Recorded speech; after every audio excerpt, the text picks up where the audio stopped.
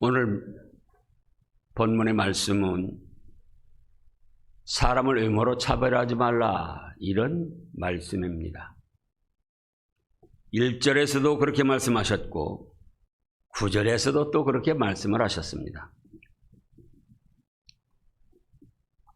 이렇게 차별하지 말라는 하나님의 뜻은 사람은 하나님 앞에서 인격적으로 모두가 똑같은 그런 존재이고, 또 그 존재 가치 역시도 하나님 앞에서 다 똑같다는 겁니다. 남녀노소 빈부귀천을 막론하고, 지금 1절에 보면은 영광의 주 곧 우리 주 예수 그리스도에 대한 믿음을 너희가 가졌으니, 예수님께서 우리를 구원하실 때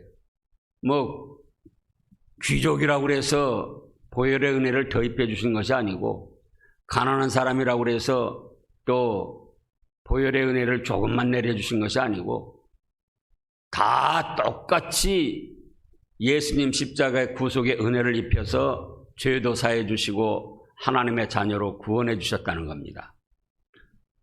그렇기 때문에 예수님께서 차별하지 아니하시고 똑같은 보혈의 은혜를 입혀주신, 구속의 은혜를 입혀주신 그런 우리 사람들이기 때문에 사람들이 외부적인 조건과 형편에 따라서 차별하면 아니 된다는 것입니다. 그러나 현실의 삶은 여러 가지 조건들을 비교해가지고 차별을 합니다. 그렇다 때 오늘 본문 말씀을 통해서 살펴보면은 우리 하나님께서는 뭐라고 말씀하셨는가? 첫째로 빈부로 차별하지 말라, 이렇게 말씀을 하셨습니다. 빈부, 가난한 것이나 부자라고 해서 차별하면 안 된다. 그 실예로 만일 회당에, 교회에 2절에 보면은 금가락지를 끼고 아름다운 명품 옷을 입고 나온 사람이 있습니다. 또 그 뒤를 이어서 남루한 옷, 다 헤어지고 기운 누더기 같은 그런 남루한 옷, 그걸 입고 나온 가난한 사람이 있어요. 그러니까는 명품으로 입고 나온 부자는 눈여겨보면서 아이고 여기 좋은 자리에 앉으세요. 그러더니 헐벗고 남루한 옷을 입은 그 가난한 사람에게는 너는 저기 서 있든지 내 발 아래에 앉아 있든지 그렇게 해라. 그러면 실제로 없는 일을 지금 주님께서 계시로 말씀하신 것이 아니고 그때의 시대에 이루어진 일이기 때문에 지금 말씀을 주신 거예요. 어디서? 교회에서. 회당이라고 그랬잖아요. 바로 오늘날 교회를 뜻하는 곳인데, 근데 오늘날도 사실은 이런 일들이 일어나고 있습니다.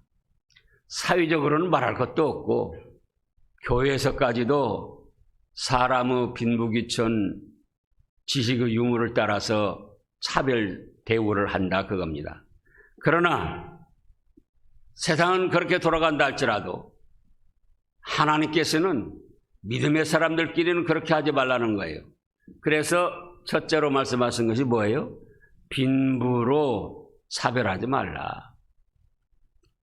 오히려 초대교회를 보면은 부자인 사람들이 아낌없이 하나님 앞에 헌금을 하고 바쳐가지고 가난한 사람들이 이제 함께 사용하며 생활에 나갈 수 있도록 그런 사랑이 넘쳤습니다. 그래서 빈부로 사람을 차별하지 말라. 그 다음에 두 번째로는 뭐라 했습니까? 학벌이나 지식의 유무로 차별하지 말라는 거예요. 세상은 인간 육신 중심으로 돌아가기 때문에 그런 걸로 차별을 합니다. 그러나 믿음의 세계에서는 그러지 말라는 거예요. 우리가 그냥 쉽게 미국의 하버드 대학 나왔다 그러면 아주 그래? 또 뭐 우리나라에서도 서울대학 나왔다 그렇구만 감탄을 하면서 높이 봅니다. 그러나 지방대학교나 또는 삼류대학을 나오면은 또 그렇구만 얕잡아 보고, 또 학벌이 없는 사람을 가방끈이 짧아서 그런다 그러면서 무시를 합니다. 이것이 사회적인 현상이면서 또는 이 교육 세계에서도 이런 일이 일어나고 있습니다. 합동 측이 하나로 내려오다가 서울 사당동 총신하고 광주 신학교 측하고 나누어졌어요. 그래서 광주는 합동개혁이라고 하고 또 서울은 그냥 총신 합동주류라고 하는데, 나눠진 채로 한 3, 40년 지나다가 한 10여 년 전에 원래 하나였으니까 함께 합치자 그래가지고 합쳤습니다. 그런데 서울 사당동 총회신학교 출신들이 뭐라고 해놓으니, 광주신학교 출신들은 총회신학교를 1년씩 더 해야 인정하겠다. 지방신학교 그거 인정할 수 없다. 이렇게 나와가지고 그게 원만하게 이루어지질 않았습니다. 그래서 현재 합동 측이 서울이나 광주 지역 하나가 됐지만은 내용적으로는 여전히 분리가 되어 있고 서로 차별을 하고 있습니다. 뭐 기독교계에서까지 이런 현상이니 사회적으로는 말할 것도 없죠. 그러나 예수님께서는, 우리 하나님께서는 학벌의 지식의 유무에 따라서 차별하지 아니하시고 12사도를 세우는데도 우리가 잘 아는 대로 갈릴리 어부 출신의 불황무식한 그런 사람들이 3분의 2가 됩니다. 그래서 사회는 그렇게 돌아간다 할지라도 믿음의 세계에서는 학벌이나 지식의 유무로 차별을 하지 말라는 거예요. 그 다음에 세 번째로는 뭘 하셨습니까? 외적인 용어로 또 차별을 합니다. 그러나 외적인 용어로 차별하지 말라는 거예요. 뭐 아름답다, 뭐 별 볼 일 없이 생겼다, 키가 훤칠하니 그렇다, 키가 작다, 뭐 뚱뚱하다, 날씬하다, 뭐 별별 비교를 다 해서 차별을 하잖아요. 그런데 세상에서는 그렇게 돌아간다 할지라도 믿음의 세계에서는 외적 용모 가지고 차별하지 말라는 거예요. 세상에서 그렇게 돌아가니까 여자들은 말할 것도 없고 남자들까지도 성형수술을 하고 여러 가지를 동원해 가지고 예쁘게 보이려고 그렇게 노력들을 하는데, 하나님께서는 사람의 외적 용모 가지고 차별하시는 분이 아니다. 그 실제적인 예로 사무엘상 16장에 보면은 이스라엘의 두 번째 왕을 세우시는데 하나님께서 사무엘 선지자에게 뭐라고 합니까? 이세네 집에 가봐라. 그 아들들이 있는데 그 중에서 왕을 예선해라. 그래서 사무엘 선지자가 이세네 집에 갔는데 큰아들 엘리압이 나오는데 훤칠하니 용모가 준수하게 잘생겼어요. 하나님께서 이 사람에게 왕으로 기름 부어 세우라고 그러셨구나. 그래서 기름 부어 왕으로 예선하려고 하는데 뭐라고 하십니까? 하나님이 사무엘상 16장 알고 있지만 다시금 확인을 하고 넘어가시자고요. 6절 7절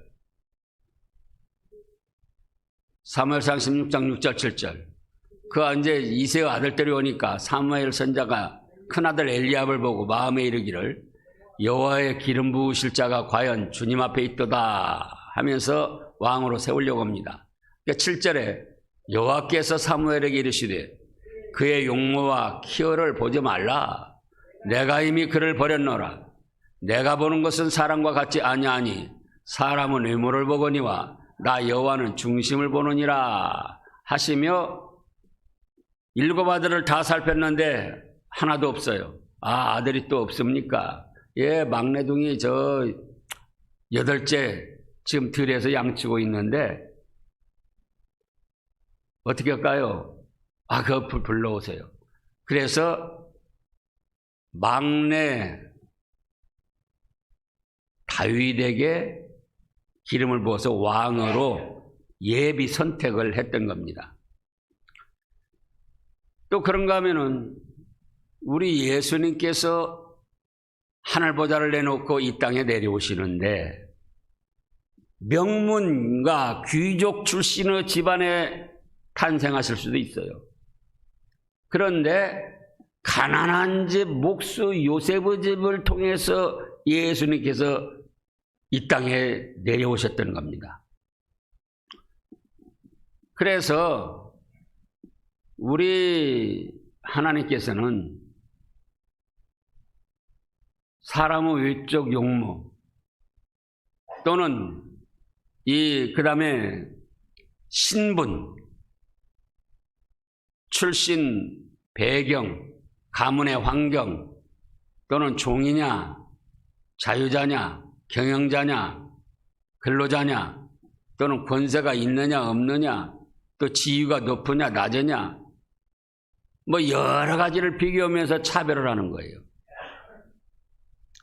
근데 지금 말씀한 대로 우리 하나님께서는 인간들의 외적 용모 가지고 차별하지 아니하시고 또 그에 대해서 잘못이라고 지금 말씀을 하고 계십니다. 우리 1절을 다시 한번 살펴보겠습니다. 2장 1절. 내 영자들아 영광의 주 곧 우리 주 예수 그리스도에 대한 믿음을 너희가 가졌으니 사람을 차별하여 대하지 말라. 그리고 4절을 보면은 너희끼리 서로 차별하며 악한 생각으로 판단하는 자가 되는 것이 아니냐. 세상은 그렇게 돌아가요. 세상은 빈부격차로 그걸로 또 차별하고 또 학벌 지식의 유무로 차별하고 외적인 용모로 차별하고 가문이다 신분 출신 배경을 따라서 또 차별을 하고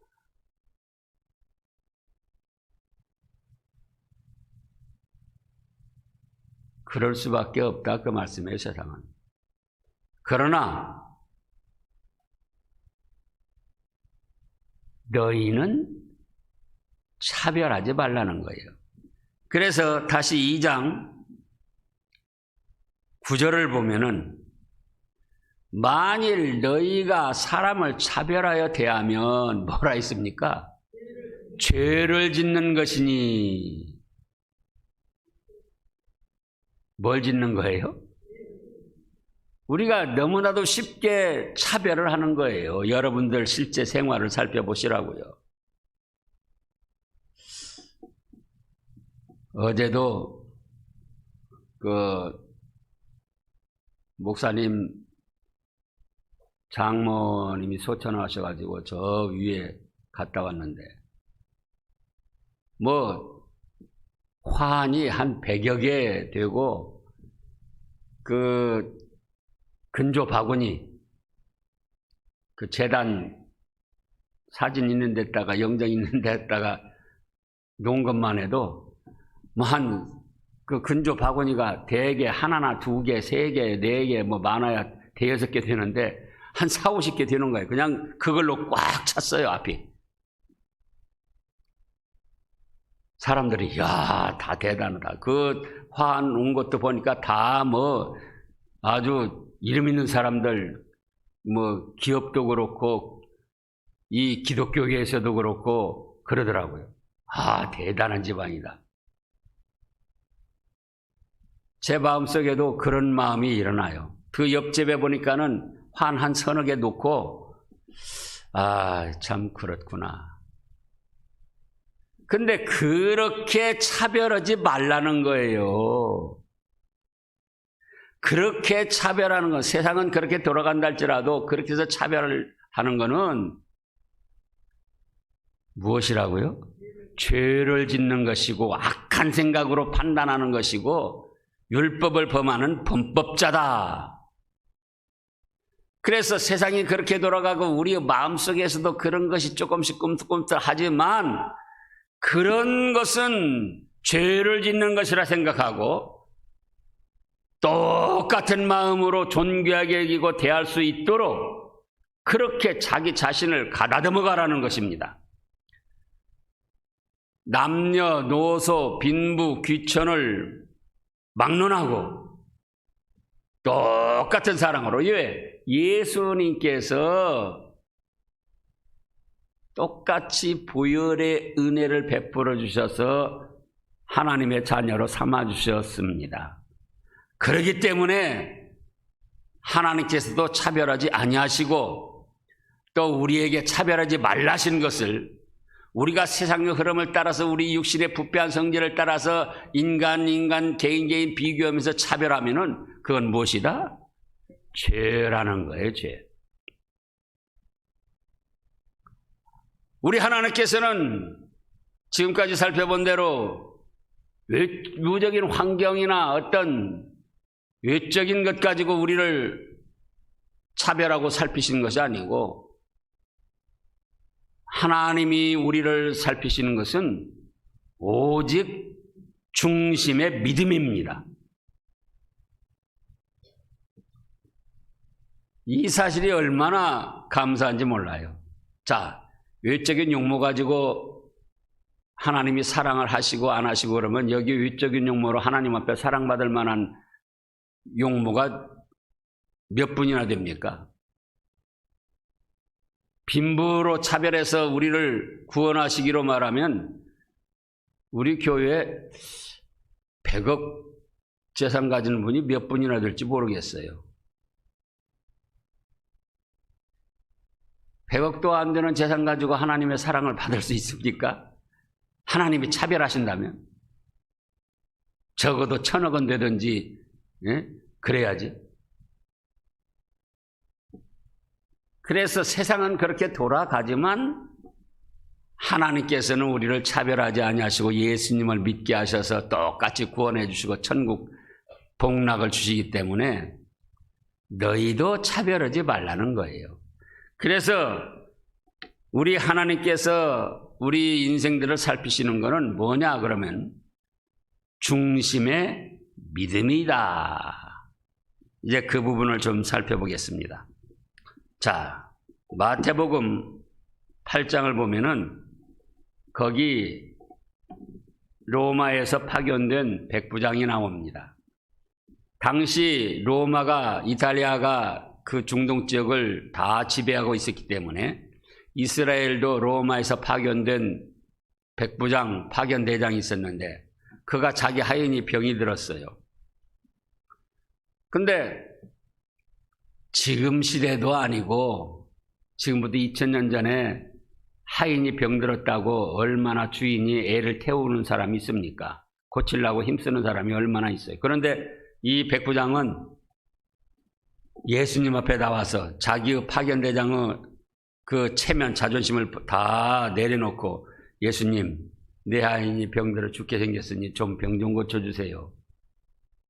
그래서 예수님이 가르치려고 합니다. 그러니까는 백부장이 뭐라고 합니까? 아하, 예수님, 우리 집에까지 가실 것 없습니다. 나에게도 병졸들이 있어가지고 어떤 일을 하고자 할 때 내가 직접 안 가고 있는 자리에서 명령만 내려도 내 병종들이 다 하는데, 일을 해결하는데, 우리 예수님은 하나님의 아들이신데 굳이 우리 집에까지 가실 것 없이 이 자리에서 말씀만 하셔도 천사들이나 선한 영들이 가서 내 하인의 병을 깨끗하게 고쳐주실 거 믿습니다. 말씀만 하시옵소서. 그러면 그때 당시 로마 사람은 이스라엘 민족이 아니기 때문에 이제 이 대우를 받지 못할 때예요. 아무리 파견대장이고 뭘 할지라도. 근데 예수님은 그 이방 족속이 원하는데도 그가 예수님 자신을 하나님의 아들로서 믿고 말씀만 하면 무엇이든지 이루실 주님으로 믿은 것에 대해서 뭐라고 하십니까 지금? 내가 이스라엘 중에서도 이만한 믿음을 만나보지 못했다. 그러시면서 차별하지 아니하시고 은혜를 베풀어 주셔서 그 하인의 병을 고쳐주셨습니다. 그런가 하면은 제자들이 배를 타고 이제 예수님과 함께 갈릴리 호수를 가잖아요. 미친 바람이 일어났습니다. 그 제자들이 막 무서워하다가 주여 우리가 죽게 생겼는데 이렇게 가만히 계십니까? 그럴 때 예수님이 뭐라고 하셨습니까? 어찌하여 무서워하느냐 믿음이 적은 자들아. 제자들로 세웠지만은 믿음이 적은 것에 대해서 책망을 하셨어요. 그들이 용모가 시원찮다, 지식이 없다, 무슨 신분 출신이 좋지 못하다, 그런 것 때문에 책망하신 것이 아니고 왜 믿음이 이렇게 없느냐 그러면서 믿음을 가지고 책망을 하셨습니다. 그 다음에 또 살펴보면은 12해 동안을 혈루증으로 고통당하는 여인이 있었습니다. 재산도 다 날리고 병을 고치려고 애를 써봤지만은 안 됐어요. 혈루증이란 건 피부가 약해가지고 조금만 스쳐도 터져서 피가 줄줄 흐르고 그러는 거예요. 그러니까는 얼마나 냄새도 나고 또 그런 자리에서 골마가지고 피고름이 나오고. 근데 그 여인이 예수님의 옷가에만 스쳐도 내 병이 낫겠다, 그런 믿음으로 와가지고는 사람들을 해치고 예수님 옷자락을 만졌어요. 그랬더니 그렇게 병들고 참으로 피고름이 나오고 냄새가 나고 그렇다고 해서 박대하지 아니하시고 옷깃에도 예수님 옷깃에만 스쳐도 병이 낫겠다는 그 믿음을 보시고 지금 뭐라고 하십니까? 마태복음 9장 22절을 보겠습니다. 마태복음 9장 22절에 보면은 뭐라고 하십니까? 따라 안심하라, 네 믿음이 너를 구원하였다 하시니 여자가 그 즉시로 구원을 받았습니다. 몸이 병들고 사람들에게는 손가락질 받는 그런 아주 어려운 상태지만 예수님 옷깃에만 스쳐도 병이 낫겠다 믿고 나와서 그렇게 하니까 그 믿음을 중요하게 여기시고 기뻐하시면서 병을 고쳐주셨습니다. 또 우리 아는 대로 가나안 족속 여인, 지금도 지금 이스라엘 땅이 가나안 원래 본토고 거기서 팔레스타인과 지금도 싸우고 있잖아요. 근데 그 가나안 족속은 팔레스타인 그 족속이에요. 자기 딸이 병들어가지고 죽게 생긴 걸 알고 예수님께 나와서 예수님 내 딸 좀 살려주세요. 예수님이 못 들은 척하고 그냥 길을 가십니다. 제자들이 아이고 예수님, 저렇게 저 여자가 애원을 하는데 좀 어떻게 말씀 좀 해주세요. 그러니까 예수님이 그때 뭐라고 하십니까? 나는 이스라엘 잃어버린 양 외에는 보내심을 받지 아니하였다. 저는 가나안 족속, 나는 이스라엘 족속들을 사랑하러 왔다. 그 소리를 듣고도 그 가나안 여인이 계속 애원을 합니다. 내 딸 좀 고쳐주세요, 선생님. 그러니까 그 다음에 또 뭐라고 하십니까?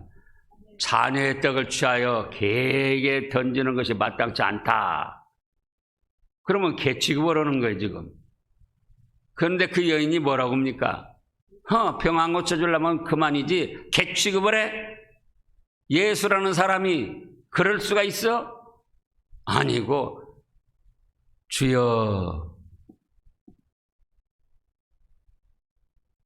개들도 주인 의상에서 떨어지는 부스러기를 먹고 삽니다.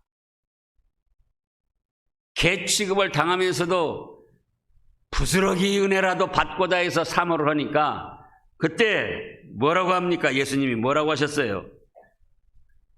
마태복음 15장 28절입니다. 이에 예수께서 대답하여 이르시되 여자여 네 믿음이 크도다 네 소원대로 되리라 하시니 그때로부터 그의 딸이 나았습니다.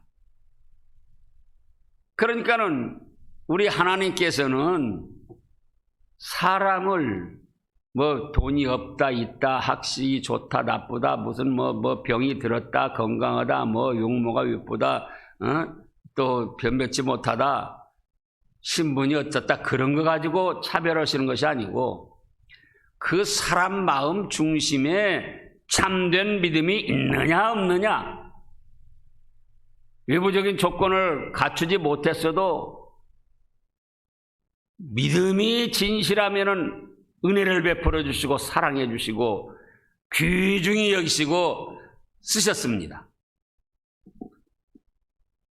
그래서 이제 세상 사람들은 이렇게 여러 가지로 차별을 하지만 너희는 빈부 차별을 하지 말고 학식의 유무로 차별하지 말고 외적 용모에 따라서 차별하지 말고 신분, 출신, 환경, 배경 그에 따라서 차별하지 말라 그겁니다. 차별을 하는 것은 뭐라고 하셨다고요? 악한 생각이고 죄를 짓는 것이고 율법을 범하는 범법자다. 그러면 성삼위 하나님께서 우리를 살피시고 우리를 판단하시고 은혜를 주시기도 하고 외면하시기도 하는 그 기준은 무엇인가? 마음속에 진실한 믿음을 보신다 그거예요. 외적인 환경 갖췄느냐 못 갖췄느냐 이걸 보시는 것이 아니고 빈부귀천 남녀노소 유무식을 막론하고 마음속에 진실한 믿음이 있느냐 없느냐 그거를 성경에서는 뭐라고 했는구니 하나님을 경외한다고 했습니다. 경외가 뭐라고 그랬습니까?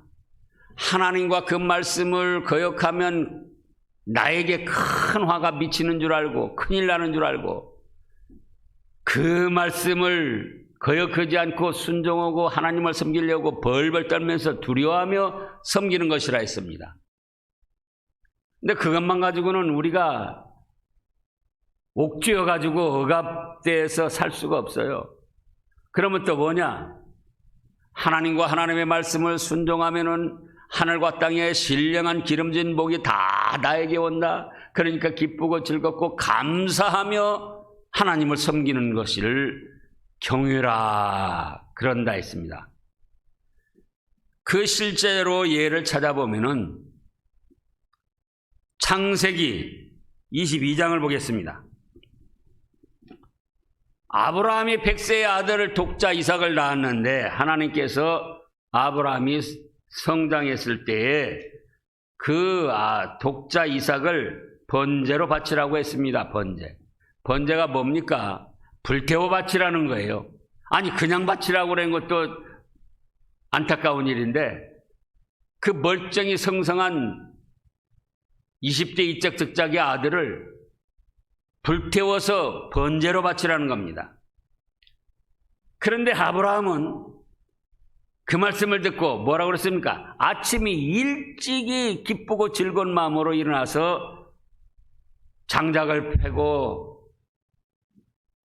독자 이삭을 데리고 모리아산으로 번제로 드리러 갔어요.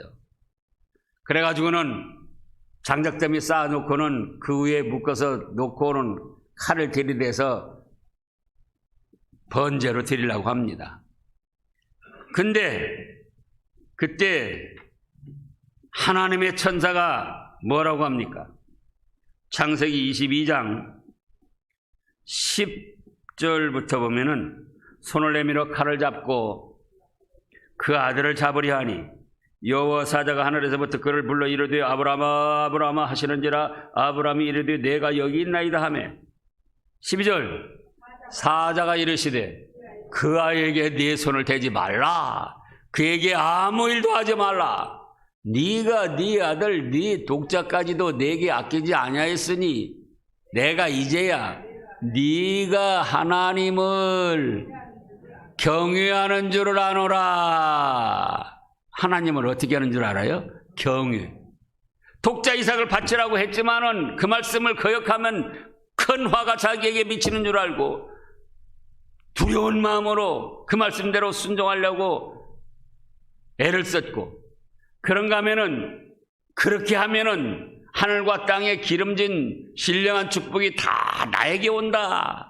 그러니까 그건 결코 슬프거나 괴로운 일이 아니고 기쁘고 즐겁고 감사할 일이다 하면서 하나님께 독자 이삭을 번제로 바치려고 했다 그겁니다. 그랬더니 하나님이 뭐라고 하셔요? 아, 나를 경외하는구나. 그래서 믿음의 조상의 축복을 받고 예수님의 육신의 조상이 되었던 겁니다. 또 시편 2편을 보면은 그 말씀도 우리가 찾아보잖아요.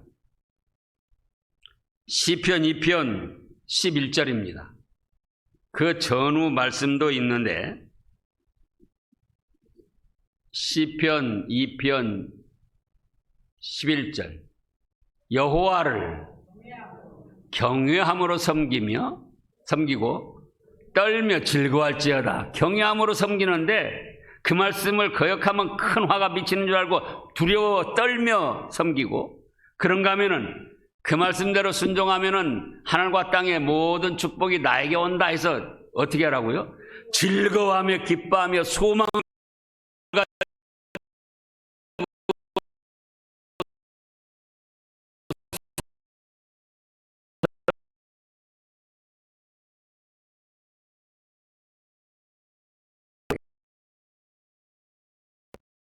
빠진다고 그래서 자기 믿음이 얼마나 타락되는 건 아니에요.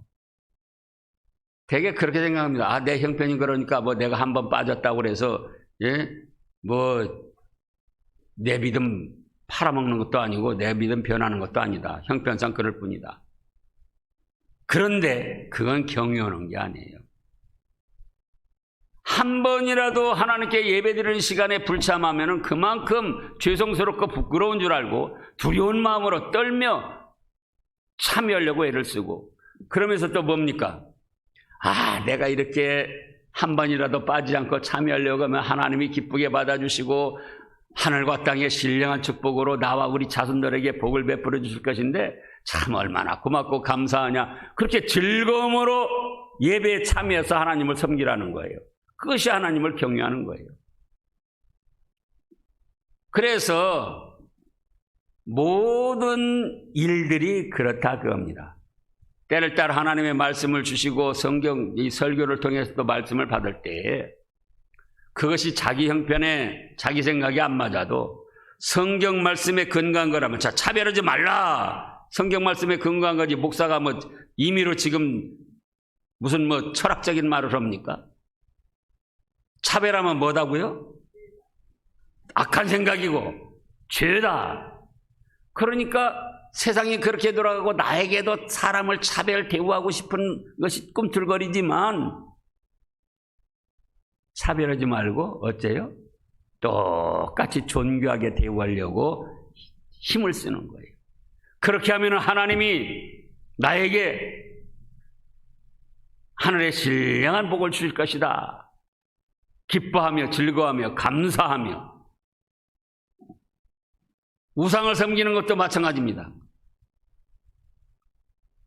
서양 사람들은 조상신도 섬기고 우상, 미신, 잡신 여러 가지 종교를 섬기는 거예요.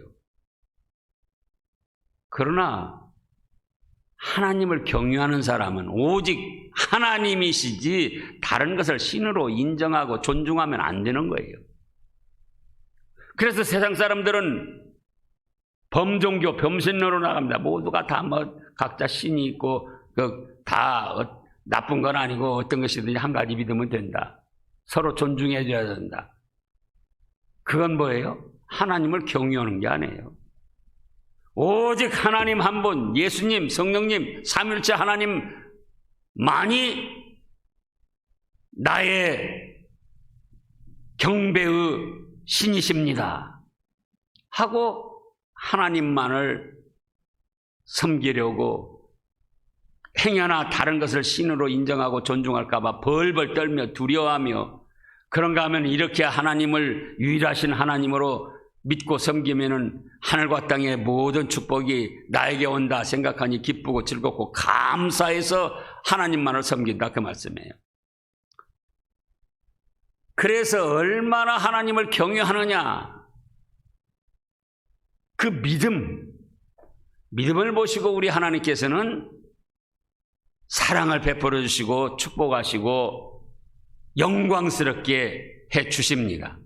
우리 기독교 초대교회의 역사를 보면은 언젠가 한 번도 소개를 했는데 이자익 목사님이 나옵니다. 그분이 경상남도 남해도라는 섬에서 조실부모, 일찍 부모님을 여의고 고아처럼 자라다가 아이고 내가 이 섬에서 갇혀서 여기서 일평생 죽어야 된단 말이냐, 저 육지로 가보자. 그래가지고는 뱃삭도 없어가지고 선장한테 사정해가지고 나 좀 육지로 좀 보내주세요. 그래가지고 선장이 이제 육지로 실어다 줬는데 어디 거처할 데가 없으니까 그때는 또 먹고 살기도 힘들 때고 김제평야 가면은 그래도 머슴이라도 살아서 좀 먹고 살 수 있지 않을까 그래가지고는 걸어가지고 김제평야까지 온 거예요. 그래가지고 김제 평야의 지주 조덕삼이라는 분이 있는데 그 조덕삼이라는 그분 집에서 이제 머슴살이를 합니다. 또 마차를 끄는 마부 역할도 하고. 근데 그 조덕삼 씨가 예수님을 믿게 됐어요. 그래가지고는 자기만 믿을 뿐만 아니라 가족들과 함께 일하는 종들까지 같이 이제 예수님을 믿도록 했는데 이 공부도 못한 거죠. 이자익 이 목사 그분이. 그런데 그 조덕삼 씨가 자기 아들들 한문 그 서당 훈장 모셔다가 자기 집에서 이렇게 가르치는데 어깨너머로 그걸 배운 거예요. 그래가지고는 믿음 생활을 이제 하는데 거기 교회에서 교인들이 이제 불어나가지고는 장로를 세우게 됐습니다. 근데 몇 사람이 뽑혔는데 그 주인 조덕삼 씨하고 또 그 머슴살이하고 마부하던 이자익 씨도 장로 후보로 이제 뽑힌 거예요. 근데 투표 결과 어떻게 됐냐? 교인들의 투표 결과. 머슴하는 말머리하는 이자익 씨가 장로에 선택이 되고 조덕삼 주인, 자기 집에서 교유도 하고 이렇게 하는 주인은 안 됐어요.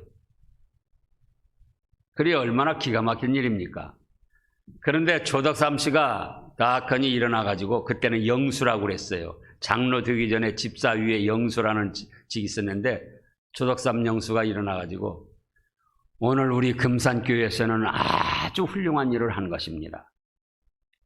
이자익 영수가 비록 우리 집에 일하는 사람이지만 내가 보니까 나보다 훨씬 믿음이 좋은 사람입니다. 그래가지고는 자기 머슴을 장로로 3년간을 섬겼어요.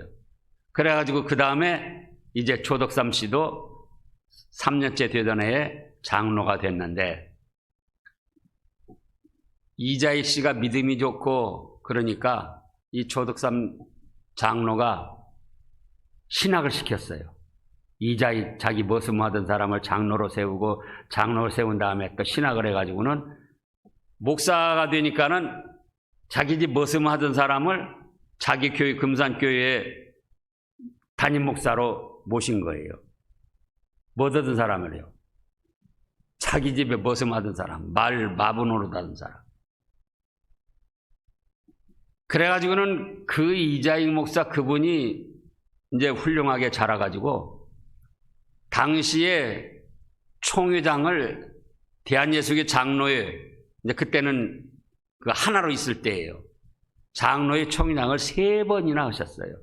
3번이나. 그래서 지금도 그 김제에 가보면은 금산교회라고 있는데 기와집으로 돼 있어요. 옛날에 지은 그 원형을 이제 보존하려고 그랬는데 기역자로 돼 있어요. 기역자로. 남녀 구분을 해가지고 이쪽은 남자, 이쪽은 여자. 이제 목사는 가운데 서가지고 양쪽을 바라보면서 설교하고. 근데 우리 초대교회에 이런 미담도 있었다 그겁니다. 근데 세상은 차별을 하는 세상이에요. 세상은. 그러나 그것은 세상 돌아가는 일이고 우리는 어떻게 하자고요? 사람을 차별하지 말고 그 중심에 진실한 믿음이 있는가 없는가, 하나님을 경외하는 하나님 제일주의 신앙이 있는가 없는가, 그걸 살펴서 존중을 하고, 또 하나님께서는 그런 사람들을 세우셔서 하나님의 교회 일꾼으로 써 나가십니다. 왜 이런 말씀을 증거하느냐면은, 이제 지난번에 말씀했잖아요. 장로님도 더 세워야 되고 권사님들도 세워야 된다. 그렇다고 할 때에 무엇을 첫째로 봐야 된다? 하나님을 경외하는 믿음, 진실한 믿음, 하나님의 말씀에 자기 자신을 굴복시켜서 순종하는 믿음, 그것을 보아야 된다 그 말씀이에요. 그럴 때 하나님께서도 기뻐하시고 우리 교회도 복이 되고 교인들 모두에게도 복이 되는 것입니다. 기도하겠습니다.